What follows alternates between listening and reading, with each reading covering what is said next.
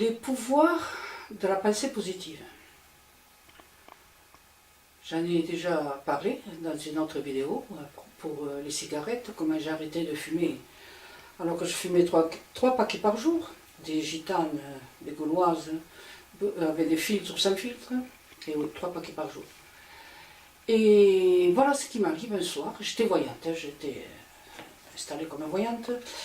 Et les 3 premières années, j'avais ouvert un cabinet. Ça se faisait comme ça à l'époque. Puis après, j'ai pas continué d'être dans un bureau. Les frais professionnels, la taxe locative, le bureau, le téléphone, le loyer. Non, c'était insupportable. La TVA, bouf. Donc, très vite, au bout de 3 ans, j'ai cessé et j'ai continué à faire la voyage par téléphone à la maison. Mais ça devait être 84 ou 85. Il faisait un hiver, peut-être pas comme celui d'aujourd'hui, puisqu'il a l'air d'être beaucoup plus froid, le Moscou-Paris, là, dont on nous rebat les oreilles depuis 2 ou 3 jours à la télé. Nous sommes le 26 février 2018, je précise.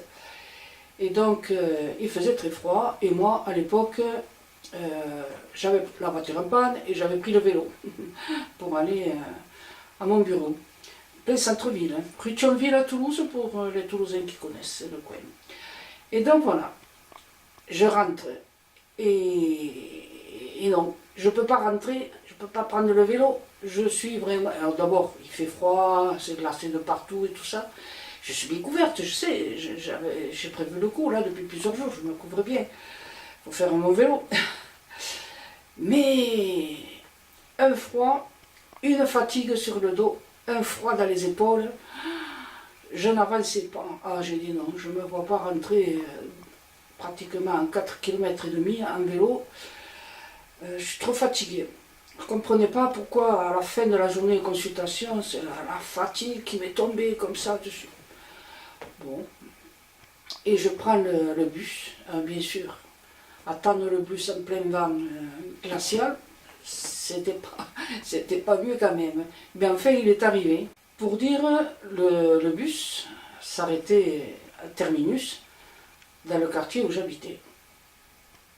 C'était Impasse la Vidalie à Toulouse, pour ceux qui connaissent. Donc, je descends, je rentre chez moi, mais alors, une fatigue, j'avais pas à laisser les yeux ouverts, et mon sac à main, il me pesait tellement à l'épaule que je le tenais au bout de moi, et pratiquement il traînait par terre. Et alors, l'immeuble, 4 étages sans ascenseur.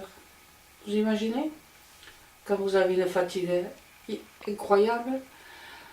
Et alors je monte, et doucement, et allez, et un pas devant l'autre. J'étais asphyxiée. Je rentre chez moi, ma fille n'était pas partie à l'école parce que bon, elle était à Sainte-Marie-des-Ursulines et elle y allait en mobilette, mais la fois qu'il faisait, et puis je l'ai gardée à la maison quelques jours.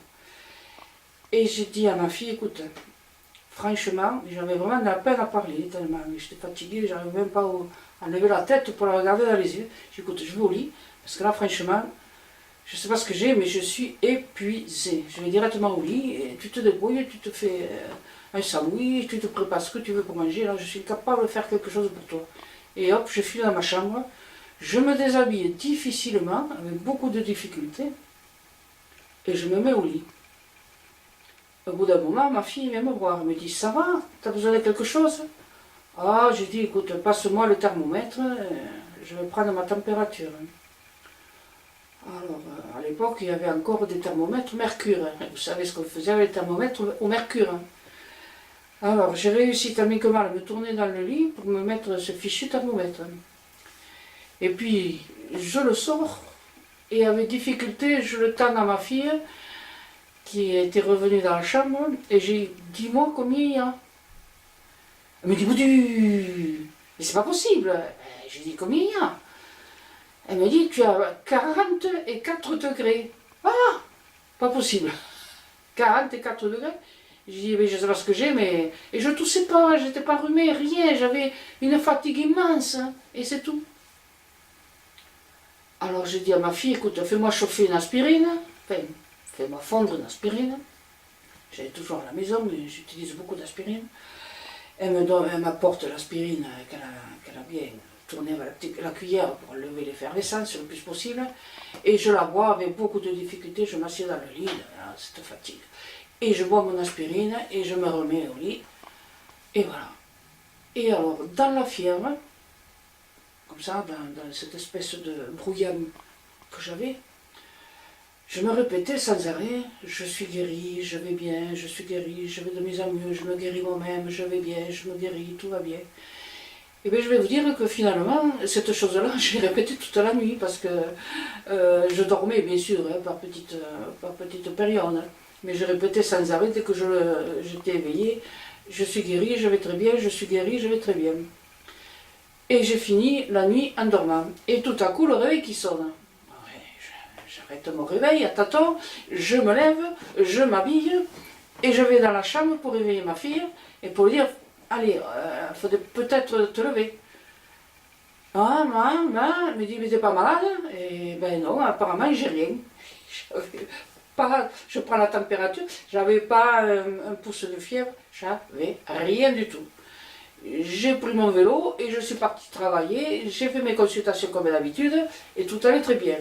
Alors je ne sais pas si c'est très courant que quelqu'un qui a 40,2 le soir et le lendemain tout guilleré sans voir alors qu'il a tout juste une température normale, si ça arrive souvent, je pense que ça peut arriver, hein, ça je ne dis pas, hein.